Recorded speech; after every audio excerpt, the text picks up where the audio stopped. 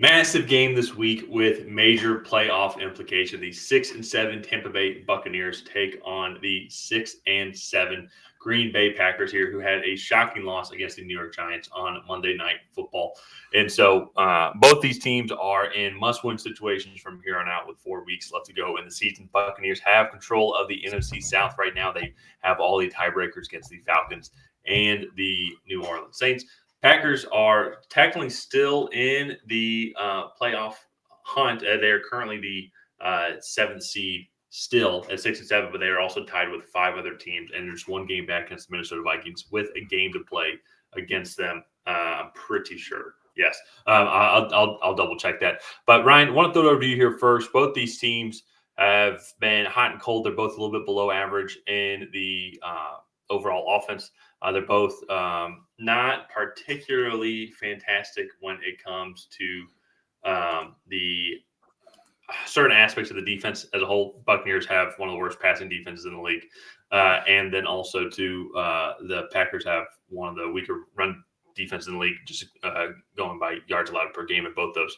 What are your thoughts on this game, and what are each objective for each team? Yeah, so I'll start with the Packers because I think they had the more surprising game last week, and then I'll get into the Bucs. But to me, the Packers, so they're playing really well at home. They've won their last 2 games at home. They're 4-2 overall at home. And I think they play well against division opponents. They had a really good performance on Thanksgiving against the Lions. And I believe they've only lost 1 division game, which was the first Lions game on, I believe, Thursday Night Football. So that's just, I think, kind of who they are. And they lost to the Vikings as well. They did. Okay. That was a Kirk Cousins Achilles game. That's right. And so for me, I think they're just a hot and cold team. Like they just are run kind of streaky. I think part of that is Jordan Love's first full year as a starter. He's definitely looked to have made improvements. And I think a lot of people are coming around to him being the long-term starter there after the last stretch of games. And one of the things against the Giants that I think people underestimate is they just look at that overall team and they're like, oh, like we should beat the Giants. The Giants actually have had a pretty good defense all year. I think they just get put in bad situations throughout the year that we can look at and be like, okay, well, they were winning at this point, and then the offense had a key turnover, or they were given a short field to try to defend and whatnot. But actual personnel wise, Deonte Banks looks to be playing really well. Their first round draft pick last year. Dexter Lawrence and Azeez Ojulari are key defensive line players.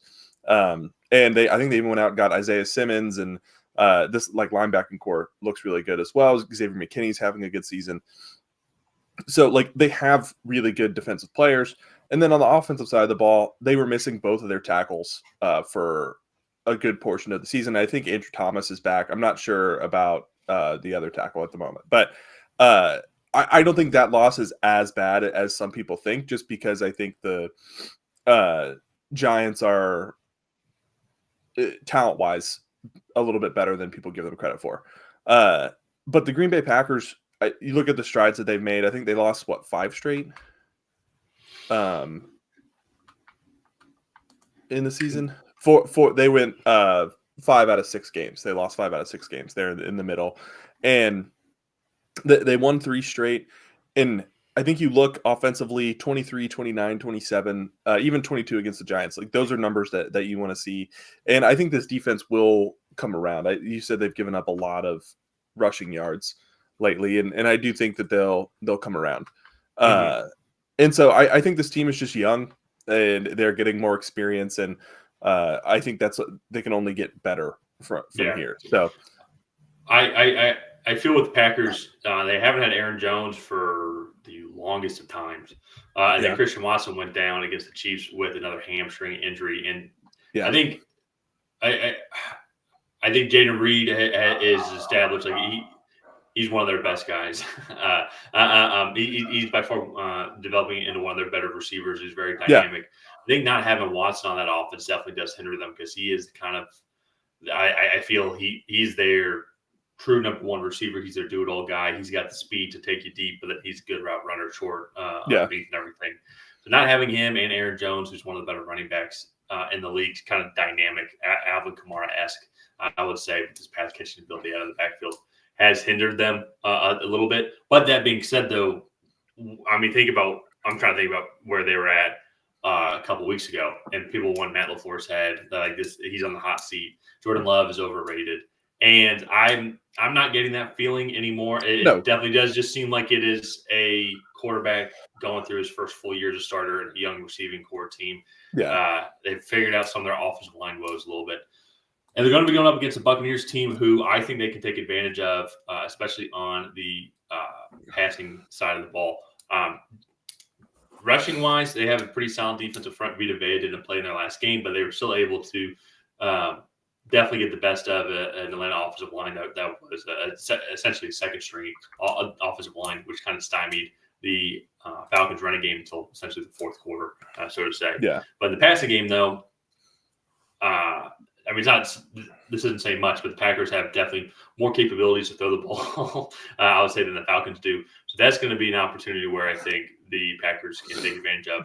But that being said, though, the Buccaneers figured out a little bit of the running game as well, going especially in the second half of that game. That's what helped them win the game.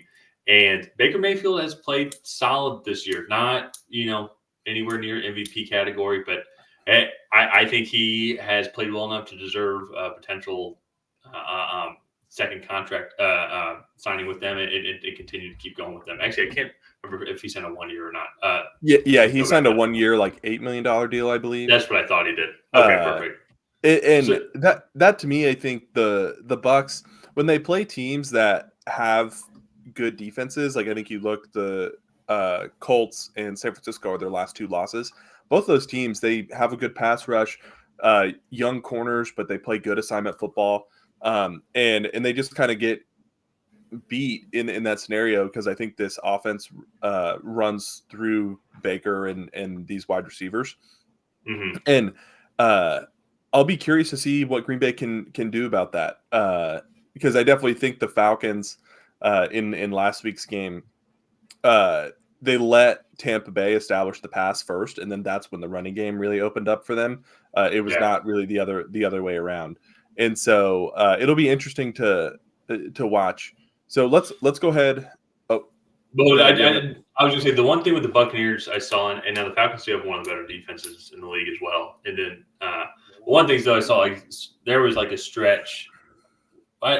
Honestly, the game didn't really open up till the fourth quarter, and so that was one of the things where Tampa Bay's offense would just stall out, or they would just have. I think they had a string of 3 and outs that like they just couldn't get anything going against this Falcons defense. That's one of the things, the flaws. I don't know if it is a Baker Mayfield's physical limitations type thing, or if it's just a Todd Bowles and play calling type situation as well. I don't know how much factoring that, but it's one of the things though. Buccaneers, they seem to come in spurts, and a lot of that seems to come in like late fourth quarter type opportunities here. Offense seems to stall out at times. That to me just going to be the thing to watch here for the Buccaneers going against this Packers team, who I think could take advantage of this Tampa Bay secondary. So I'm going to beat you to it though. Let's get on to our predictions, but before we do that, if you have not already, hit that like, subscribe button, and ring that bell to get notified whenever we create new content.